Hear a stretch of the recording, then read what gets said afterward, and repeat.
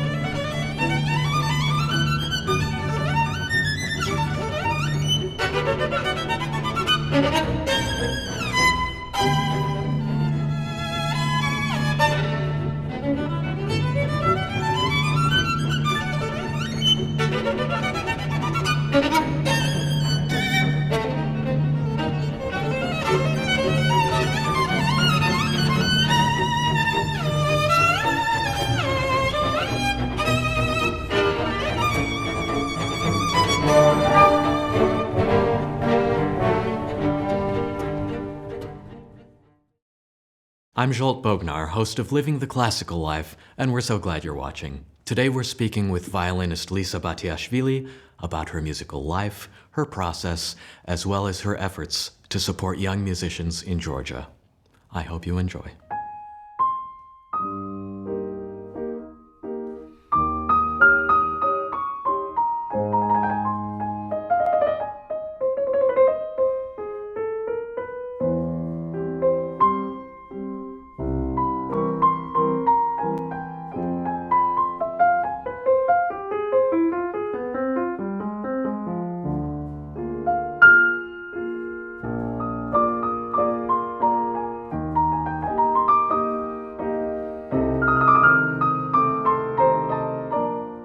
Lisa, thank you so much for joining us here on the show. We're very excited to have you. Thank you for coming to Germany. Yeah, difficult time to be traveling, and just for all of our viewers who are wondering, we've been taking all the precautions during this period, and so I hope that we can have a comfortable conversation and safe. Absolutely. Yeah. So today, May 6th, you were supposed to be in Cleveland performing with the orchestra. Cleveland is where I live. Yes. Speaking of how we adapt as musicians during this time, I mean, we like to assume that musicians are creative and adaptable people, but it's also a difficult time. What has it been like for you during this past year? For you as a performer, I'm curious to know, do all these travels and performances define who you think you are as a person? Or has this period made you ask these questions for the first time? Well, from the one side, I must say that my life, as life of many of my colleagues, was quite intense in the last 10, 15 years, where there were concerts, traveling, children, family life, and everything that came together. And I lived this moment of this, let's say, big pause in different ways. I partly enjoyed it because I could find my peace, my calm, my let's say my time at home in a different kind of feeling of the timing altogether. And at the same time, of course, there were lots of painful kind of moments where I knew that there were some projects coming up that were so important to me. Actually emotionally important, more than just to say that, you know, you're going on stage and this is the routine that you're used to, because I'm lucky to work with people who I really want to work with, and then especially for my own festival, Audi Summer Festival, which was a big, of course, trauma in 2020, that we had to shrink it into 4 days rather than 14 days, and we're still asking us the question how it's going to be this year, because the situation in Germany has not improved as quickly as, for example, in the United States, where you're already seeing that there is a very real planning happening for the next season, because people are confident, people are vaccinated, and it will happen, I'm sure. Hopefully same will be here, but this procedure has been taking a little bit too long for everybody, but especially for an artist, because we are so used to plan far ahead. We need the motivation. We need a goal. And these goals, this is, of course, a big challenge at the moment to still set the goals, even if you don't have the concerts. And this is the kind of thing where you start knowing yourself better in a situation like that. Well, I'm curious to know for you, with so many performances, the drive that has to be behind that. Do you ever feel afraid of stepping off of the pace, that if you stop, you'll fall? I think creative soul will always find a way to find its way out. And you have to rely on the fact that artistry, it's not only performing, it's also discovering, it's also taking your time to think about things for a longer period. And it will take you to the next step one way or the other. It's not only the performances that bring us further. And this is, I think, important also for the young people to think about it, that we are living in a time where we have so much more information than, let's say, 20 years ago, 30 years ago, where people had more time, less input from outside. They were, of course, in a certain school and they had students around the teachers, but now we are everywhere. But still, I think in a time like this, first of all, we start appreciating everything that we used to take for granted for too long. And secondly, I think we also learn to be flexible in a way that the artistry has a kind of a new way of expressing itself, which I think for limited time can bring us to the next level and make us grow. But we were talking earlier about the goals that we need in order to motivate ourselves. I think most of my friends and colleagues feel the same way. But since many of my performing friends don't know when their next concert even will take place, a lot of them have talked about the fact that it's really hard to motivate themselves to even get to their instrument on a daily basis. How has it been for you during this period?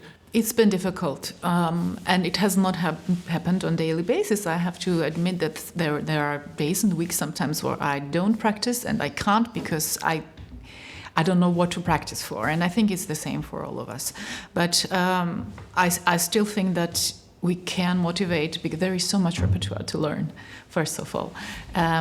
You can record yourself, even with the very simple tools with your iPhone. You can listen to your own recording and then improve. You can listen more to other people's recordings.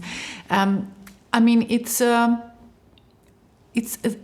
the limited time, I think it's possible to find a solution. But of course, I have an incredible respect for all the musicians who have been kind of so patient throughout all these months and waiting for the time to come back on stage and to share the music. I think it's also the emotional thing that you want your art and your music to be shared between you and the audience, and you need that moment of exchange.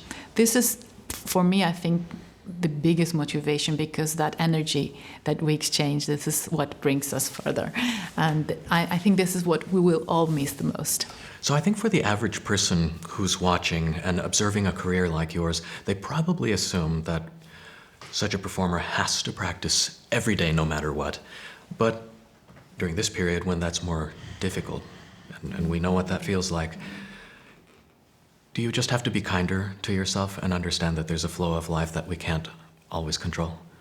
I think so. I think it's important to be kinder to yourself anyway in every situation, and also accept that there are moments where you don't practice and you eventually have a different way of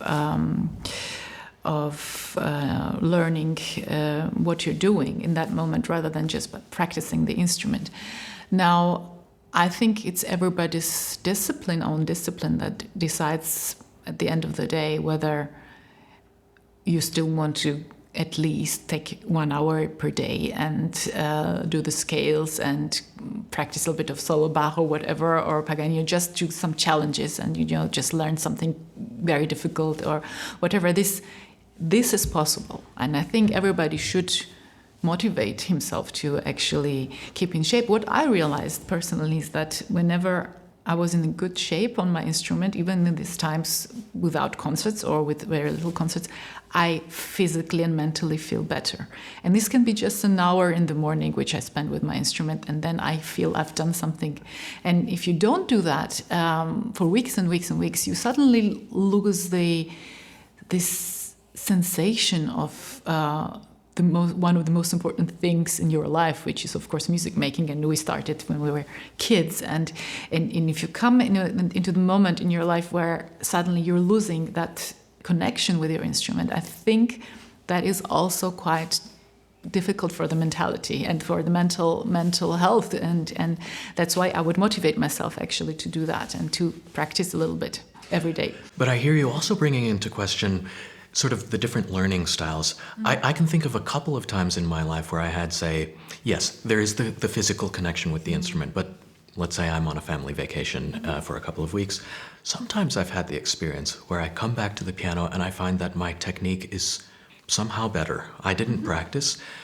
I'm wondering if you feel like there are some other important work processes that are away from the instrument that can be considered more during this period. I think time is a very important teacher, anyway. And why is it, for example, that when we play a piece and then we come back to it 6 months later, it's already better. It feels better too, and you can go further with this piece when you're learning it again because something happened, and during this time, it's actually quite. I mean, it's nothing new. It's not new information. That the time is also giving us the possibility to think about a work differently because you always improve. In a way, you move forward. So I think that it is very good to have the confidence as well to just say, if I have a week off, it is as important, and you have to always know how much time you take off in the year to actually come back and have the joy of making music again, because that joy and that optimism and the positivity and the playfulness, which I think it's such a nice word, playing an instrument, because people forget that it's also playing means something joyful and it's not only hard work. That you only get if you also have the moments of rest, of course. I'm so curious to ask you about musical education, particularly because you started so early. My understanding is that you are from a musical family and you started at the age of 2. I mean, what does that even look like? How does one, I mean, at 2, can you even hold an instrument? Well, that moment was just told by my parents, because I don't have any photos even, because we didn't have a possibility to make photos. So I started at 2 because I was very much influenced by the pupils of my father, who came at home and got lessons from him, and they were also very young, between 6 and 10. He had also older students, but he had more younger students at the time, younger pupils. And then he also rehearsed with his string quartet almost every day at home, and I was lucky to listen to this great music, or maybe the greatest music, all the string quartets by Beethoven, Haydn, Shostakovich, also some Georgian folklore, and all of this already at that age. And of course, for me, it was like I thought the whole world was making music, because I was seeing this all the time, and I wanted to actually imitate. And when I saw one of my father's students, she was, I think, 6 years old, and she already played Bach.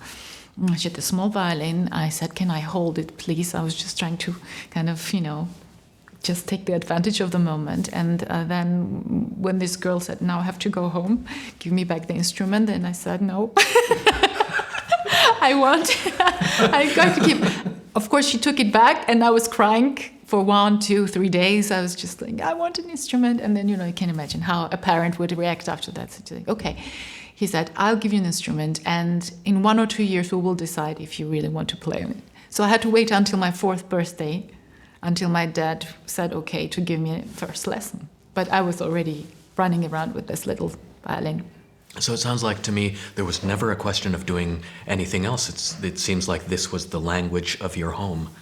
It was absolutely language of home, and my mother is a pianist, and so I used to play violin, and I went to piano, and I went back to violin. It was my, at the same time, my hobby, my passion, and also my toys. The violin was for me like a doll. I was really taking it everywhere, and also even to my bed, because I just thought it was so beautiful, and small. I think that simply that natural approach to the music, and also dreaming about something. And that was a big part of my childhood. When my father traveled to Europe as one of very few musicians who were allowed to go to Europe. Wondering. Yes, right. As member of his string quartet, he brought back some little souvenirs, not much, but especially all the stories and photos, and from there, and he just could show us how it looked in Europe and the Western part of the world. I already started dreaming about that very early. For me, music came from there somehow. Mozart, Beethoven, Bach, and everything was for me so connected to this culture that I already was thinking about one day when I would be able to go there. How about the schooling system in Georgia? Georgia at the time being a Soviet satellite country. People talk about the Soviet musical training. We've heard this term, but what does that really mean? I know that later you came to Germany and you experienced a very different one. Let's start with the Soviet style of training. What does that really mean? I think I associate that with a particular brand of intensity. Yes. Well, let's say I have kind of an opinion on that, which I can't say whether I love it or I don't love it, because I think that the Soviet school had a very big strength and very big positive influence on the instrumentalists, especially in the beginning, because the way they approach it, so serious and so professional, and you learn all about technique and things that you need to learn when you're young.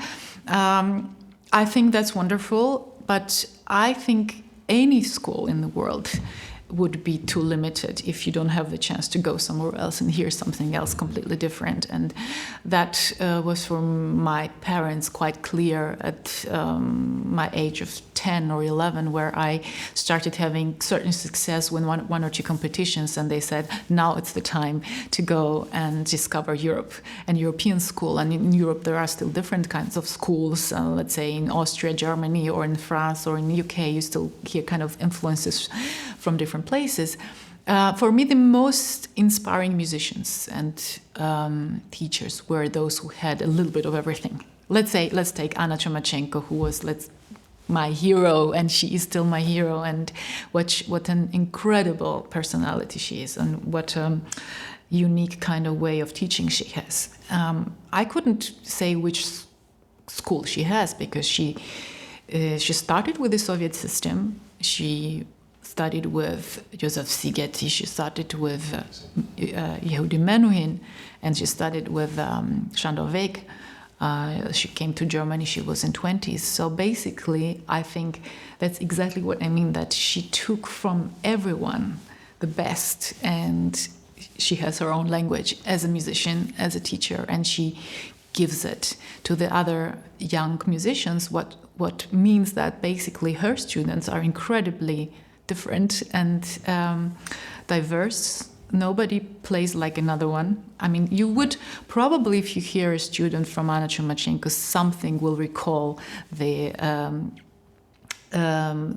teacher's kind of, let's say, touch. But everybody has his own sound, projection, vibrato, fingerings and bowings. I mean, nobody played the same way, and I think that is probably the most incredible thing about her. What was her emphasis in lessons? I mean, she obviously has had many prominent students who have gone on to big careers, but what fascinates me about what you're saying is that the students were able to maintain their individual voices. Is that something that she paid attention to? What were the lessons like? Well, the funny thing is that I was quite young. I started studying with her when I was 14, 15 years old. And there is so much that happened subconsciously. I think I was just trying to grow with all the information that she gave to me. And what I remember is that the way she talked to a student was always very different, depending on the personality. There were students that were quite resistant. There were students that were very sensitive, though others who were quite robust, and you could say more or be a bit more tough or more kind of straightforward.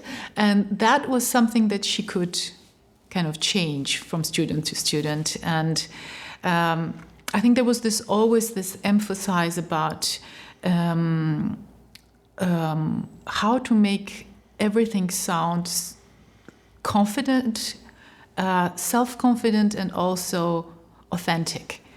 Why would you do it this way? And you were always in between understanding what is in the score, but also starting very early to trust your own intuition.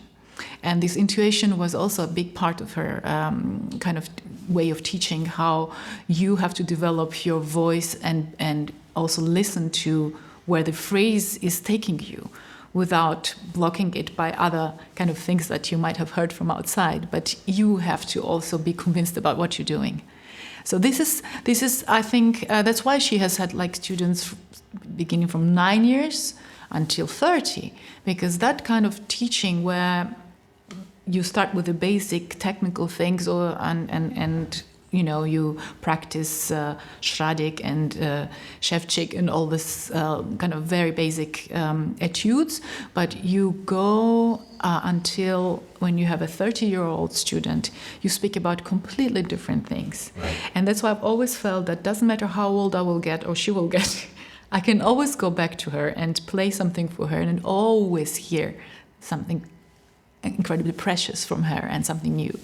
So you talked about confidence and trust and this process of becoming authentic. Is that something that you felt you had from the beginning, or was this a long process? I'm trying to explore the idea of where confidence comes from. It's a long process. Well, so some of them have it already when they're 10. Yes. And it happens. And it happened also during my time of the studies. And I was kind of quite overwhelmed by the fact that I saw some very young musicians being so confident already at the young age. I was not like that at all. And she was the one always like being my, almost like, I don't know, it's such a different ways of treating a student. She always gave me more confidence every time, because she thought that it was necessary for me to have more confidence, while maybe for other people it was necessary to have more modesty, or I don't know what. So she made sure that everything I did with conviction. But it was a long process, and it is still going on. I think there are many things that I'm not confident about still today, and now I know myself, and I kind of accept myself the way I am, and I know also a little bit better than, let's say, 20 years ago, what to do to feel better. But I think it would be a lie if someone would say that playing the violin or making music altogether, but I can speak of the violin as an instrument, is something that, there is no moment where you don't ask yourself questions. And I think this is something very natural and should happen. Of course, it should not completely kill your confidence, but you always ask yourself questions. So Lisa, when your name comes up with my musical friends and colleagues, there's kind of this universal reaction where they say, wow, that is someone who can really just come in and focus and do the most amazing performance. I'm trying to explore this concept of focus, whether this is a practiced discipline, something that either one has it or one doesn't, because there are always these changing circumstances of concerts, different halls, how we feel on a particular day. But obviously, some people have managed to find some way to find a baseline. Mm-hmm. And I'm wondering if you have any strategies that might help other people who are trying to find their ideal focus and peak level on stage. I think that's the moment where you go on stage that basically nothing else exists than just the music that you're following and you're playing and you're performing either alone or with other people on stage. And for me, I as far as I remember, when I was quite small, that was already the case, that I could bring all my concentration and focus to what I was doing that moment, because it's just for me, I mean, all the months of work and hours of work, They are there because you want to make this one performance the best that you can. And I think this is only possible if you put all your concentration into that moment. And I think one can work on it. And important not to get distracted by the audience or by some musicians. And it's really something that, you have to keep it together. It's I do believe that it's possible to work on, but maybe it's also part of the character. Yeah. Yeah. Are you a fast learner? Is there... Interesting. Then is there a certain amount of time that you like to allow?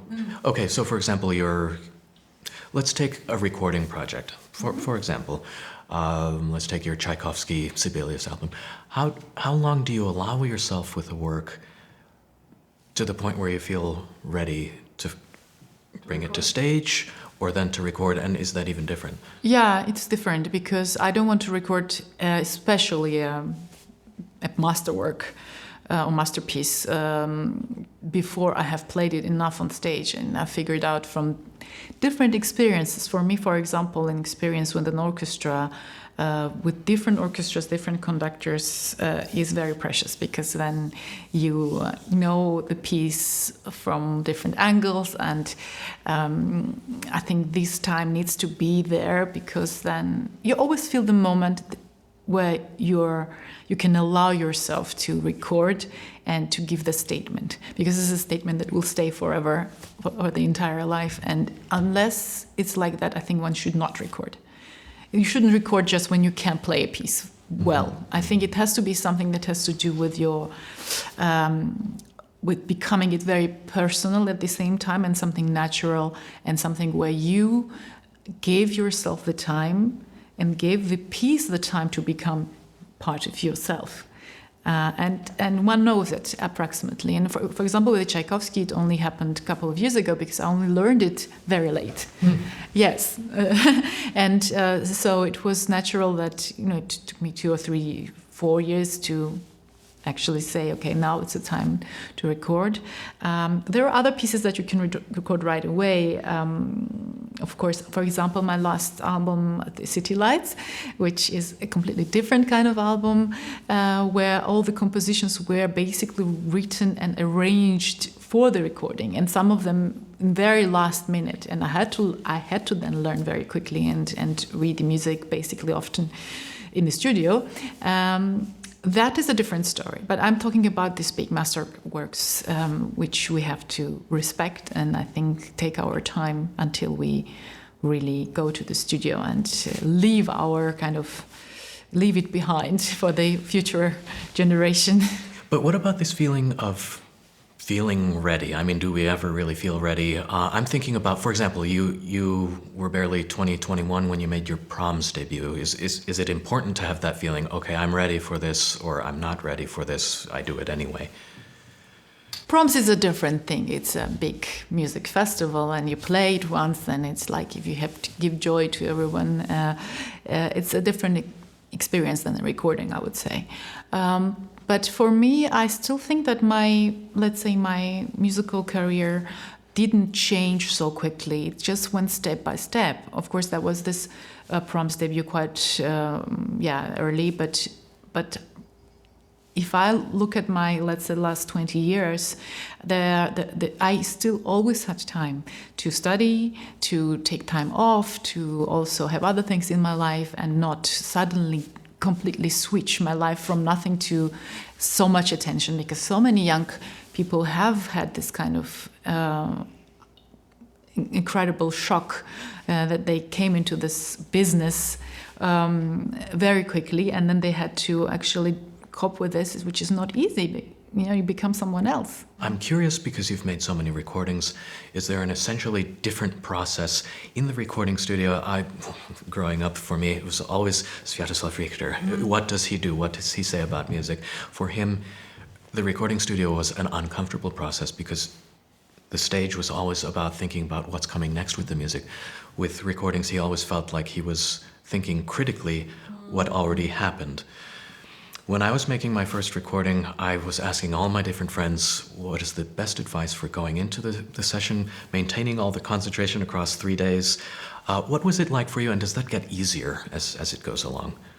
No, I think since we don't have much time to record anyway, we are always aiming for whole takes. For example, we play like in a concert, and then we play it again, especially, for example, recording with Maestro Daniel Barenboim, with the Tchaikovsky and Sibelius. I remember we had 1 day per concerto, which is not much, because basically you get to play and then again. And the advantage of this is, of course, that you don't start thinking too much about the details and what just happened, exactly what you were saying. It's just that you try to still move forward, and you need good team and that you trust, and the team that will tell you, the producer that will tell you what else to fix. I think that this is also one of the important kind of things that we have to learn in the life of a musician, to record and how to find the right kind of most comfortable way of making a recording that actually mirrors your personality and it doesn't become too different from what you are on stage. That's I think important, especially for the musical line, of course, because that can change depending on depending on how your mood is in the moment. You're in the studio, you don't have the audience, and you have to work on that. Yeah. But how do you even maintain the energy across such a period when you're concentrating so much? Do you carefully choose what you eat that day? Do you have a certain amount of coffee or sugar? I know one person advised me have a full liter of Coca-Cola, which is what I did during my recording session, and it really did help. Funny. I should try that next time. Yeah, I know people like to have Coke. Well, yeah, you need to be careful, because sometimes too much caffeine also makes you nervous physically. Right. So everybody, but you need that's a lot of concentration required. Lots of concentration. Often we take from our, how do you say it in English? Whether you reserve? No. Oh yeah, you build a reserve of energy. Yeah, yes. And sometimes it surprises you that you can maintain that for the whole day. But then, of course, 3 days later, you just need to take a week off, because that's a lot of concentration that is required. But it can be also very inspiring, say, especially if you're working with the people that have much to say. I think also that process. And if you're thinking of the result and the whole thing that you can share with the people everywhere, and you have to also know why you're doing the recording and what the concept is behind. What is the message behind each recording? Even if we're doing that with the works that have been out there already for 40, 50 years, and you're doing another recording of Mozart's concerto. Right. Yeah. I think for each artist, it has to be a very clear message behind, personal message. Now, speaking of the repertoire that you're most drawn to, I understand that Brahms holds a specific importance for you. I believe that your father played the Brahms concerto. Why Brahms for you? Well, Brahms, I think there is this kind of humanity behind his music, and he's kind of vulnerable without being sentimental. There is something incredibly real, romantic soul, and his themes just never let me go. It's from my childhood. I mean, it just started with the Fourth Symphony. I was a kid. And there are certain lines and themes in his works, especially in his symphonies, because I would say if I had to pick works for a place where I could only listen to 1 or 2 recordings, it would be one of the symphonies of Brahms, preferably the first one. And this is because I think it's a lifetime. He puts the entire life into his works. And I feel that also when I play the violin concerto, it probably is the most exhausting one emotionally.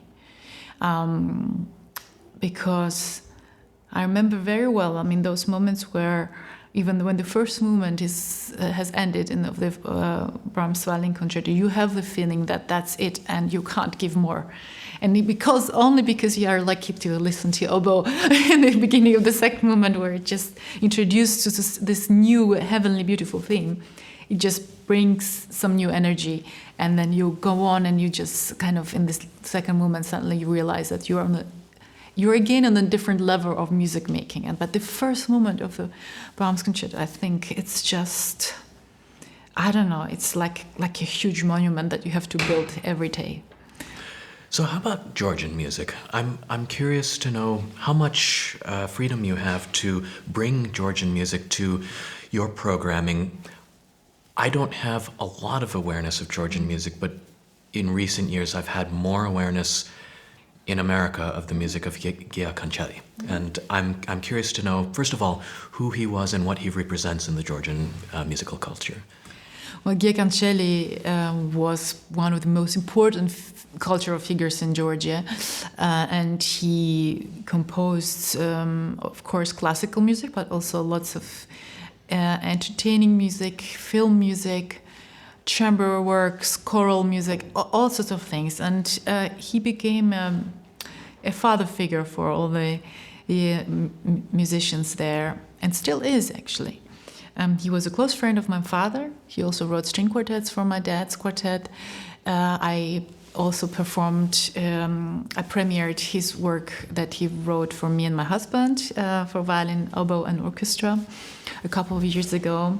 And I just keep playing his music because, not only because I respect him and I love his music, because it also takes me back to my childhood. And these are the memories that are for me most authentic and most important. I don't know why. It's just like always, doesn't matter what I do in my life, I go back to my childhood emotions, and these are those which I feel most truthful to. And Chumachenco's music was so part of our culture when I was a kid in Georgia, and listening to his music all the time, that it's just became an important kind of mission for me. So I'm curious to ask, now, in 2021, you've established the Lisa Batiashvili Foundation. What is the foundation, and how did you get the idea to start it? Well, first of all, of course, in the recent years, I've been lucky to meet some incredible young artists when I went back to Georgia for different reasons, and I have a whole musical circle there, which I love, and I've been meeting these talents time to time and thinking about them. And now, of course, in this new reality that we're living in, where we're thinking about, first of all, we're thinking about the priorities in life. What is important? What are we doing for who we're doing what we're doing? And also simply because our routine is different. And I think with all the disadvantages that it gave, it also gave us the possibility to actually do things that we didn't have time for, or even the time to think about. And it just felt the right moment to start something like this and to give it a real face to that kind of desire to support young artists from my country. First of all, from my country, later also from other countries. But I think those are the kids who are, for me, for different reasons and logical reasons, very close to my heart. And I want them to help them for the first steps outside Georgia. So this goes beyond their studies and their training within the country. Does this help them to travel, or what's the idea behind that? There are several things, and it will be adapted to individually to every young artist what the needs are. Of course, the first and most important things are the encounters with great artists abroad, study possibilities also in Europe, instruments, master classes, and so on, and simply also financial support for all of these projects, which cost money. Yeah. So we are, there is a personal engagement, financial engagement, and also, let's say, taking advantage of the fact that I've been so lucky to meet so many great artists in my life, so that I can actually link this to this young generation. So you mentioned your husband, Francois Leleux, was a very prominent musician, and I'm curious to know if there's a story behind how you met. Musicians are always, it's a wonderfully small community, and I think that a lot of times it arises out of collaborations. Yes, well, we didn't actually play together when we met. It took a time to find really the repertoire for violin and oboe, Right. except for the Bach double concerto that is very popular, of course. But yes, we met a couple of times. Actually, Georgia was our connecting point as well, because he was a friend we have a very close common friend who is Georgian. He also played with the Georgian Chamber Orchestra, while my dad was also part of this orchestra in the 90s still. So that's where we met for the first time, end of 90s. Then later we met again, and that was a different story. It was in a festival in Finland. And funnily enough, I think it's also about the momentum of life. When you meet certain people, not only who you meet, but when. You have to be ready for the other one, and he also has to be ready for you. And I think this is what happened. And it's been a very beautiful adventure, because I think also on the musical level, I have met someone who is an incredibly big musician. I can openly say that. He is not only a oboe player. He's a great conductor. He is chamber music player. He's orchestra musician. He's a soloist. He's everything, and he's a great teacher too. So for me to talk about music with him, it's so much more than just talking to any instrumentalist or any conductor or any teacher, because he's everything in one. And he has taught me so much about phrasing, because he's not a violinist. And his way of thinking about phrasing is more to do with the breathing and a bit closer to the singers. And I think this is for a string instrumentalist very inspiring to also think that way at the early stage, because then you realize it's not only about the violin technique. You have to very often take the music as the goal for the technical solutions. For people looking at your career and looking at your accomplishments, I think it's easy to forget that you're still really young. And I'm curious to know if you have now added the foundation to your musical picture. Are there still directions that you're hoping to add, dimensions that you're hoping to add in envisioning your future, if that's something that you think about? I think the foundation has a long life in terms of it's not only about now supporting the young artists, but I also want to do projects with them. For example, I am very much very close to my country again, where I was born, and I moved away in 91. I realized in the recent years that everything that happens there is also something that is very important to me, and probably it has to do something with the timing now. I did everything that is connected to my career in Europe and in America. Basically, when I left Georgia, I haven't really gone back as a violinist until many years after, where I had already accomplished a lot of things here. But now I'm going back in a completely different role and different mindset, and I feel very free there. So I think that my future projects will also be connected to my country. Georgia will be also connected to, well, the young generation altogether, and more chamber music. Because chamber music is something that also, because of my background, is very important. And I think this is also where you can endlessly discover new things. I would love to play some string quartet myself.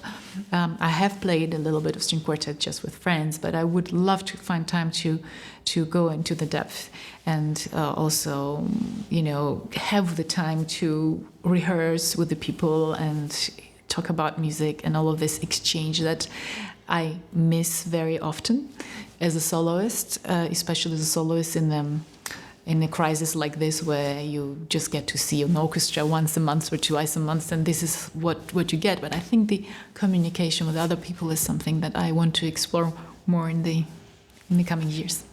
Lisa, thank you so much for joining us here on the show. It was such a pleasure to speak with you, and I wish you continued success as we emerge from this, the pandemic, and look forward to brighter days ahead. Thank you very much. And I wanted to say, I'm so looking forward to finally going back to United States. There were so many canceled concerts last year in my schedule with many different fantastic orchestras that I've been missing, and the audiences especially. So looking forward to coming back and hopefully soon to see all the beloved people. And we're looking forward to having you back in Cleveland, and we just so much hope that day is soon. Yes. Thank you so much. Thank you.